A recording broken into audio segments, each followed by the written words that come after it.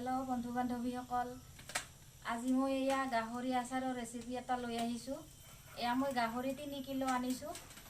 গাহৰিখিনি মই প্ৰথমতে সৰু সৰু পিচ বনাই এয়া ধুই লৈছোঁ ভালদৰে। আৰু এতিয়া মই কেৰাহীত এয়া পানী গৰম দিছোঁ। পানীখিনিত মই এইবাৰ এইখিনি 20 মিনিটমান মই বইল হ'বলৈ দিম। এতিয়া মই এই গাহৰি মাংসখিনি কেৰাহীত দি দিছোঁ।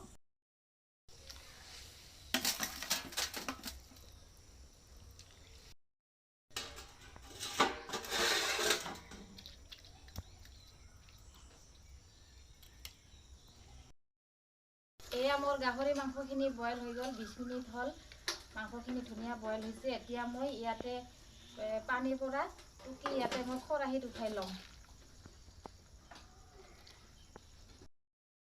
এইবাৰ মই কেৰাহীটো গৰম কৰি লৈ ইয়াতে মই মিঠাতেল দিছোঁ। গাহৰি মাংসত বেছি মিঠাতেল নালাগে, কাৰণ মাংসৰ তেল ওলায়ে, সেইকাৰণে মই অলপ কমকৈ দিছোঁ। ইমানো নালাগিল হয়, মাংস অলপ কম হ'লে, কিন্তু মোৰ মাংস অলপ বেছি, সেইকাৰণে অলপ বেছি লাগিছে। মাংস মোৰ ইয়াতে 3 কিলো আছে।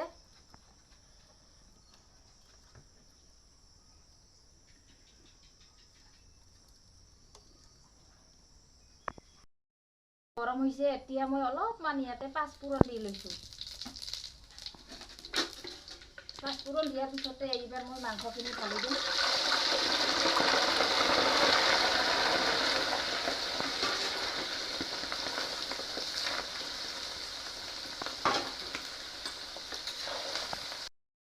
মই ইয়াতে সোৱাদ অনুসৰি নিমখ দিম।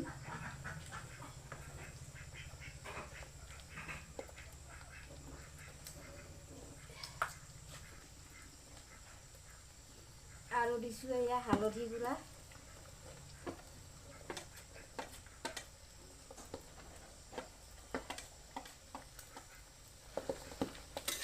এইবাৰ এইখিনি অলপ ভালদৰে লৰাই দিম।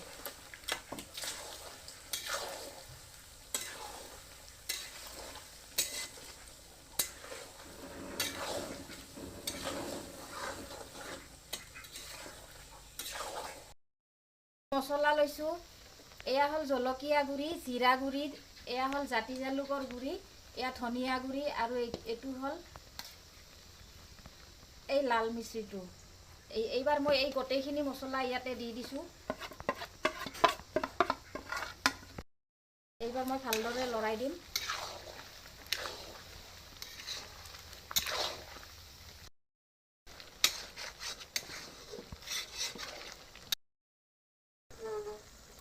ইয়াতে মই আদা আৰু নহৰু অলপ পেষ্ট বনাই লৈছিলোঁ মিক্সিত, এইখিনিও দি দিলোঁ।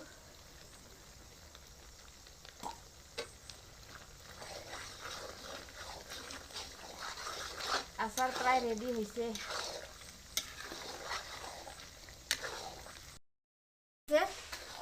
এতিয়া মই চৌকাৰ পৰা নুমাই ল'ম। এতিয়া অলপ ঠাণ্ডা হ'ব দিম। ঠাণ্ডা হোৱাৰ পিছত মই বৈয়ামত সোমাই থ'ম। এতিয়া অলপ মই ইয়াতে ভিনেগাৰ দিম। থাকিব, ভালে থাকিব, সেইকাৰণে অলপ ভিনেগাৰ দিছোঁ। এই বটলৰ সোপাটো দি মই 4 সোপা দিম।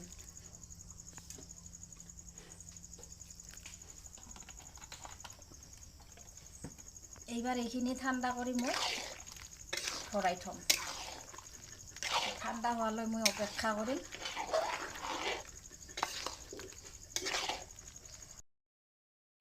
এয়া মই ডিছখনত পৰিৱেশন কৰি দেখুৱাইছোঁ, কিমান ধুনীয়া কালাৰ হৈছে।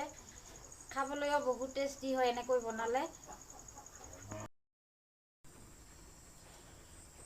যদি মোৰ এই গাহৰি আচাৰৰ ৰেচিপিটো ভাল লাগিছে, তেতিয়াহ'লে লাইক কৰিব, শ্বেয়াৰ কৰিব আৰু ছাবস্ক্ৰাইব কৰিবলৈ নাপাহৰিব। আৰু আজিৰ মোৰ এই গাহৰিৰ ৰেচিপিৰ ভিডিঅ'টো ইমানতে শেষ কৰিলোঁ। ধন্যবাদ।